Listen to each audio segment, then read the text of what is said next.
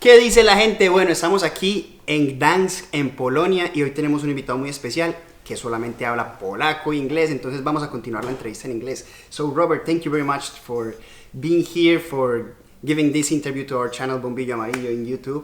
We are so happy to be here because, well, we've been collaborating for about 1 year, and this is the first time that we met in person. So please introduce yourself and also introduce your studio to the people in Colombia.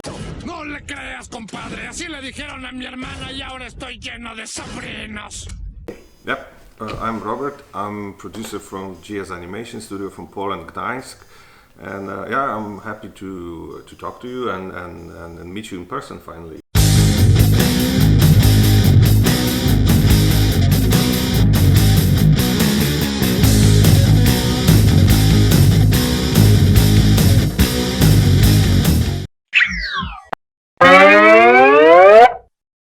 I think we worked together for over a year. Yeah, a year and a half, almost. Yeah. So it's a pleasure, yeah. It is a pleasure, and we were working on this series called Kajko y Kokosz. It's like a famous IP, a famous content here in Poland, and I would like to, to talk about it because you are a director for some episodes. So, how does it mean? What it means to be in a series like this, Kajko y Kokosz? It's based on very popular comic books. Polish comic books. I was raised on those. It was published in 70s and 80s. So to be part of this production was something. So once our colleague Ewelina Gordziejuk from Ego Film invited us to this project, I was super excited. But the scale of this production and the complexity meant that we have to team up with talents from all over the world. I mean, we didn't have as much talented animators at the moment in our studio, so we reached out to you, and the episodes that I directed, or my colleagues from my studio directed, we collaborated together on those. So that was exciting. That was. Los sueños se hacen realidad. The most exciting thing was that we made this pretty old-fashioned and classic stories and designs into something more fresh and appealing to children. So I hope it will become something internationally well known. We'll see.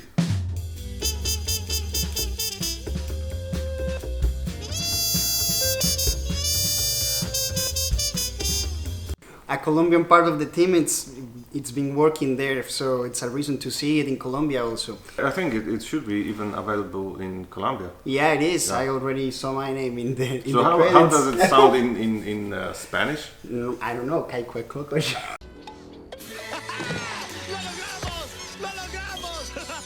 It is already Netflix. I think they're already released like about 10 episodes, so 9-10 episodes. I would also like to know about, for example, the possibilities to co-produce, to cooperate with Poland. Because, for example, in Colombia we have the fund, the FDC, which is for cinematography, and also we have some funds for series, the Mintic calls. But how does it work here in Poland? Luckily, we have some fundings from Polish Film Institute. That's our main source of financing for TV and film production, and animation is a part of it.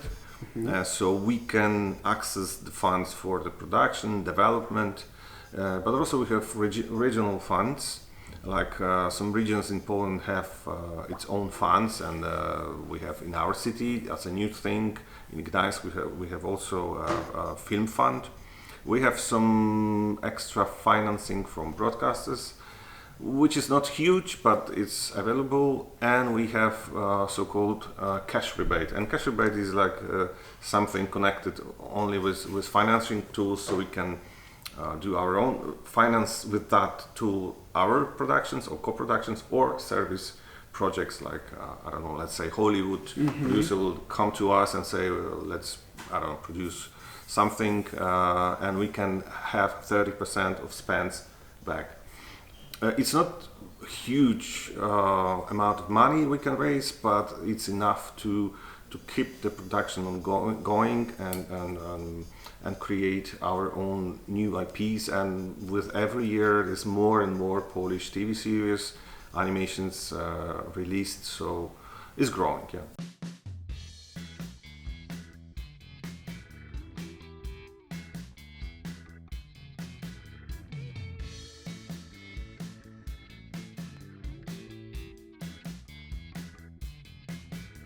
So Robert, how did it go with like the pandemic? After the pandemic, did you decide to come back to the studio? How do you handle it? It was luckily we were in our studio. We were prepared for that because 2 years ago it started 2 years ago exactly. We decided that maybe we won't wait. It will become very problematic, and we decided to have VPN online connections. So we were pretty prepared for that, and so we could smoothly continue work. And with the time there were waves where we were coming back, and we made it in shifts. So like half of the team was coming to the studio on specific days, and the other half was coming on others. So we didn't meet together for like in all team for almost a year or even longer. But then with the time when, especially during summertime, it was better. So the pandemic was going down, so we could see each other more.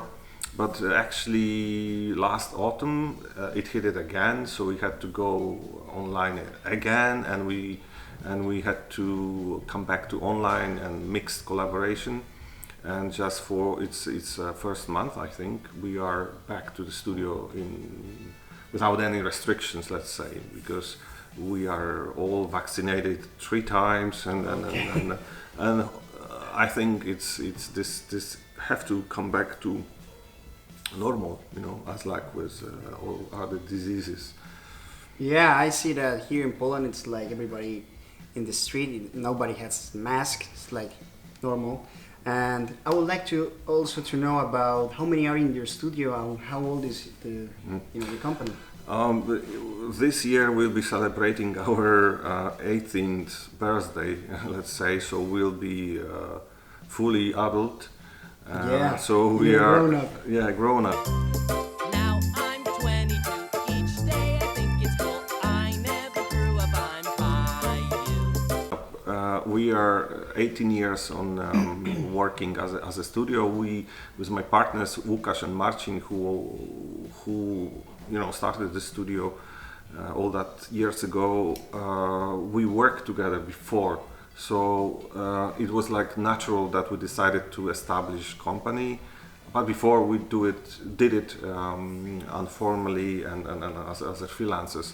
So yeah, I think we are working for almost over 20 years, and now it's more than 30 people working constantly in the studio. Another 30 people working remotely as freelancers, so it's more or less that scale.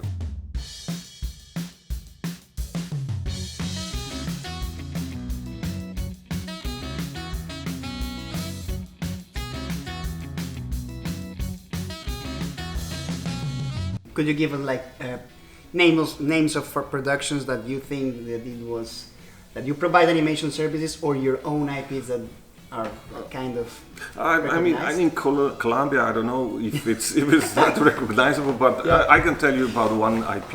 It's our show called Mami Fatal, and some years ago it was screened in Argentina on a Paca Paca channel. So that was our IP that went to screens in Argentina. So that I know. We work on, for example, as a service studio on Caillou. Caillou is pretty famous. Pretty famous, like everybody knows it in Colombia. Yeah. We produced 120 episodes already, and now working on next 30. It's a long collaborations with a Wild Brain Spark. That's production house that owns this. And I don't know, Kajko y Kokosz, hopefully it will be known in Colombia somehow. Okay, so finally, how do you perceive like the Polish industry with the animation? It is growing. It's not like It's not like in a flower in May, in bloom. It's not nothing supernatural. It's going organically and slowly, but growing constantly. So I would say that when you would look back to our market 10 years ago, I think we are at least 3 times bigger now. There's more studios, more productions ongoing. What is most important, we have more co-productions, international collaborations, and I think pandemic times, it was awful time and it was hard, but also encouraged us and the producers from other regions to establish effective collaboration methods. So we are also kind of proof for that, that we could establish such a pipeline that worked and it was possible, efficient, quality was there. So I think now we are more open to collaboration with the world because we had to. Mi momento ha llegado. Well, I hope this keep going with collaborations with Bombillo Amarillo and GS. And that's it for all right, guys. Prendan los switches para que la buena energía siempre los acompañe. See you. I know I remember one word in Colombian Spanish, La Plata. La Plata. La Plata. La Plata. We don't do it for La Plata only. No. No, it's for art and for fame. Y mueve el esqueleto. Oh. Y mueve el esqueleto.